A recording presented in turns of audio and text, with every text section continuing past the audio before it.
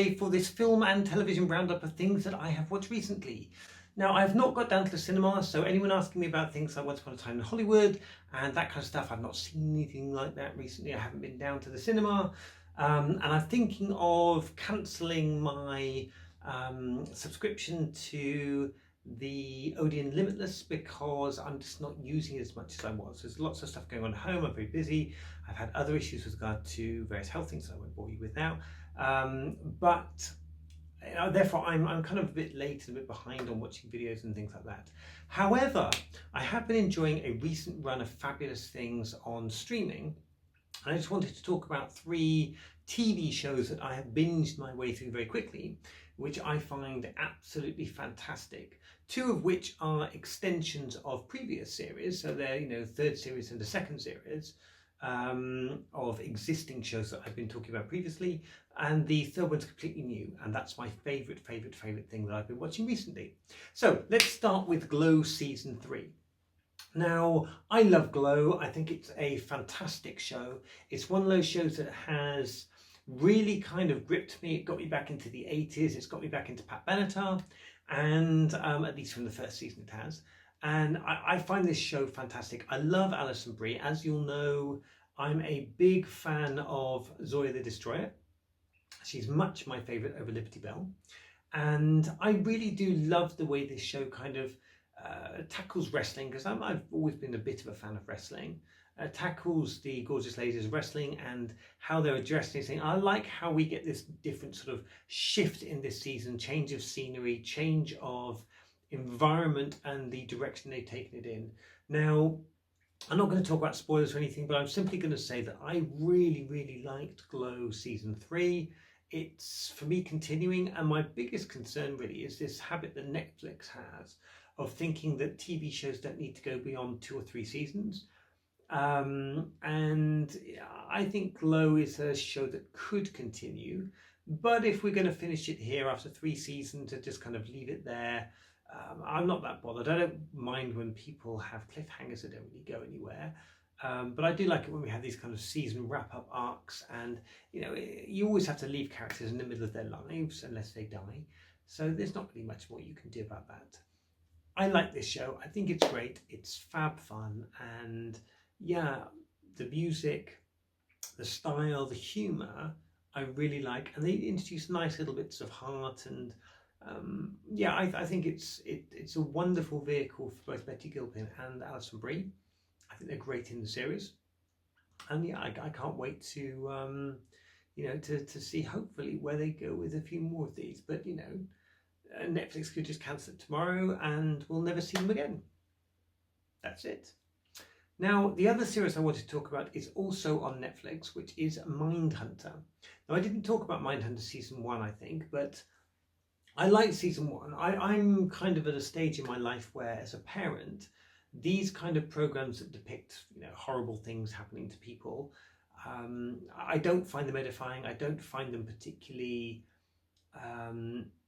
interesting, and they're those kind of things that I find really quite unsettling in a way that perhaps in my pre-fatherhood type situation I didn't really mind as much.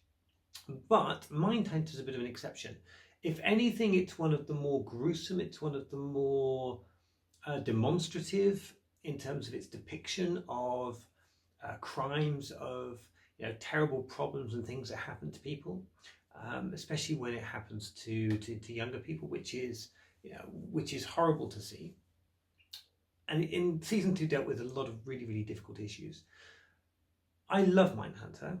I don't have much of a sort of, let's say, gruesome interest in the characters that they're interviewing. The Ed Kemper, I think his name is, in Manson, for example. I don't have a lot of fascination with that. American serial killers, the Ted Bundy type characters. These aren't people who played a big role in my childhood or anything, outside of Jeffrey Dahmer, which is one that came up when I was at school, which I read a little bit about, or I heard a little bit about, but ultimately it kind of passed me by. This kind of stuff doesn't resonate with me in that way. So I don't get what you would call a degree of ghoulish satisfaction from finding about these kind of characters. What I like is the way it's quite cerebral.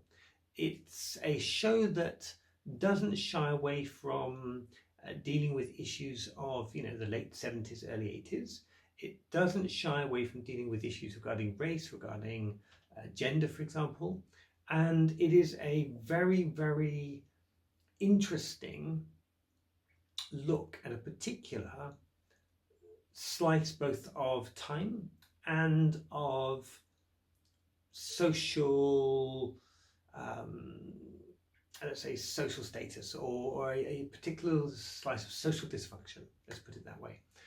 And it's a wonderful show. It's fascinating. It's not something I can binge. We watch maybe a couple of episodes an evening, perhaps one, perhaps two at the most. I find it's one of those shows that takes a little bit more time to really wash over you. But this season, more than last season, I felt some of the, let's say, the tying together of consequences, introducing some of the personal elements into the lives, more personal elements with difficulties within the actual private lives of our characters. I thought that was really good. It was neat and did a great job. Really helped to flesh people out and to kind of round out their experience. I liked it. It was fun, and the show sort of deals very nicely with how people relate to each other and how they deal with their relationships and their work dynamics, and how that kind of can pervade the way you look at people, particularly in this really rather difficult and let's say problematic job that they find themselves doing. Now, last thing I want to talk about, which is by far and away my favourite thing of all, and as far as I'm concerned, it is the best thing that's been on TV, best thing I've seen on TV this year, outstrips Game of Thrones, but that wasn't really a high bar to cross, by far, and that is The Boys. Now, The Boys is on Amazon Prime in the UK, and it is 8 episodes of the most fantastic, subversive, amazing television that I've ever seen. I cannot say enough about this show, about this series. I'm so glad with the risks that Amazon have taken with this. It's like the risks that were taken with Daredevil. It's like the risks that were taken with, let's say, Orange is the New Black by Netflix. But for me, they've really gone to the nth degree, more than they did with Preacher. More than they did with Preacher, actually. The show is about the real world, the modern world as we live in it today, but what if there were superheroes? And again, I've seen people commenting, I had the same thoughts about kind of like what Zack Snyder was going for with Man of Steel. This idea of what would it really be like if there was a superhero in our midst? How would the world really deal with that? But I think The Boys nails this. You can tell it's a relatively recent adaptation of a cartoon series, or of a comic book strip. It is a superhero-based thing, but it's a superhero-based show for people who are perhaps sick of or hate or who find superheroes to be problematic. And I love the way it dresses this. The superheroes we're talking about, you've got, they largely seem to be based on the Justice League. You have Homelander, who's your Superman. You have Queen Maeve, who is your Wonder Woman. You have A-Train, who's basically the Flash. You have the guy that's, Batman never says anything and hardly ever does anything. So you have your kind of Justice League type characters, but they work for a corporation. Of course they do. They have sponsorship deals, very similar to what was done with Captain Amazing in a fantastic film, which is Mystery Men. So very similar to Captain Amazing with his Pepsi endorsements. But they have their sponsorship deals. They have a corporation that effectively markets them, works out their PR, their social media, their film deals, their TV deals. All of their stuff is kind of dealt with by corporate America. And it seems like for the most part all superheroes are in the USA, so US has access to these superheroes, but they're entirely domestic. They don't take part in international relations, at least not yet. They are a domestic element of US life. And we're telling the story of Huey.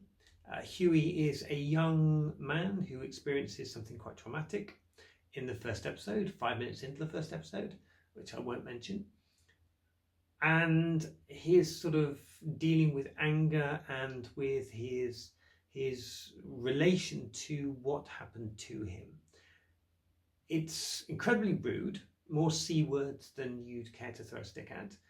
But the thing I like about it most is how it addresses issues that I have with superheroes. So, for example, I don't understand how anyone will ever make a Superman film that is good or interesting. I think Man of Steel came close. My problem with Superman is he makes no sense. So if you gave me the powers of Superman, okay, logically I would be a world dictator within 7 days. 7 days, I think, would be the limit. Without some form of curtailment, I think I would be a world dictator. Or I would be evil and just not care. So if you think about it, Superman, according to what we see in the films, Superman can see everything that happens in the world. He can see all the terrible things that happen in the world. He can't possibly address them all. So let's say Superman chooses to deal with, let's say the first thing he decides to deal with is murder. Okay, so Superman overhears a murder going on, sees a murder going on, swoops down, picks the guy up, takes him to a police station, has to go through the whole rigmarole of explaining who he is, what happened to him. Under the American system, the guy gets a lawyer, there's no witnesses, the only witness is Superman. Superman then, if he wants to get this guy put into prison, would have to turn up to court. The whole time you're in court, you're hearing people being murdered. So every second that you spend as Superman, when you're trying to sleep or whatever you're trying to do, when you're trying to do your downtime, when you're trying to work as a reporter, you are able to overhear people being murdered in Metropolis. It doesn't make any sense. People are being murdered left, right and centre. You're having terrible things happen to people left, right and centre. But Superman takes time to flirt with Lois Lane. It doesn't make any sense. That's my problem with Superman.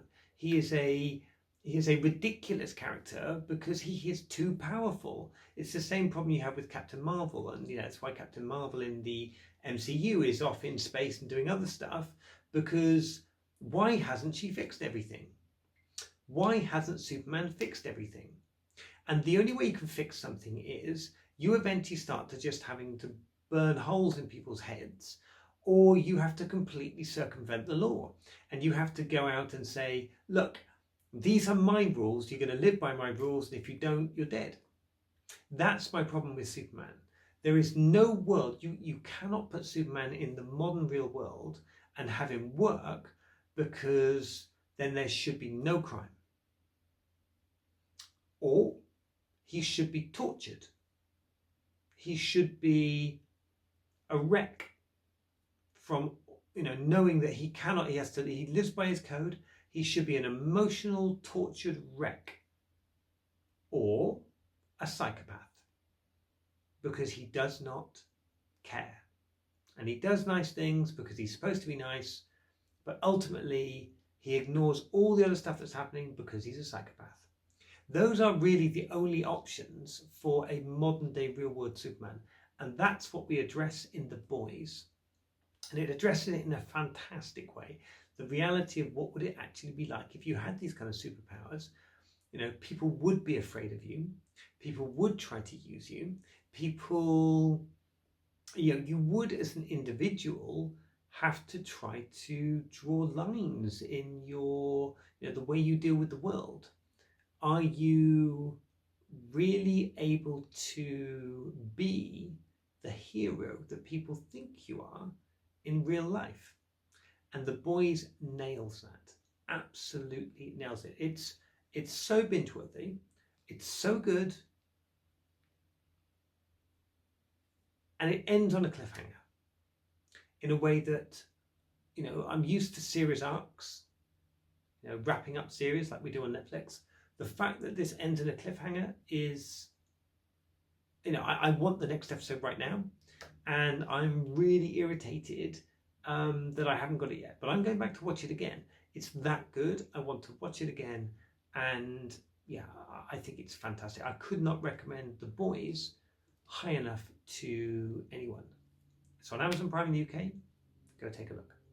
So those are things I'm watching at the moment. I'm going to do these kind of wrap-up videos every now and again sporadically, rather than doing individual videos on films and stuff that I've seen, etc. Just to try and keep it slightly more concise on the channel, so there's less of me filling in time with 5-minute movie reviews. But I will still continue to do this from time to time, and I look forward to talking to you and understanding, what your thoughts are. Have you seen these, and what do you think about it? So let me know in the comment section down below, or you can reach me through my email address, julietteisnoir@gmail.com, or the website julietteisnoir.uk.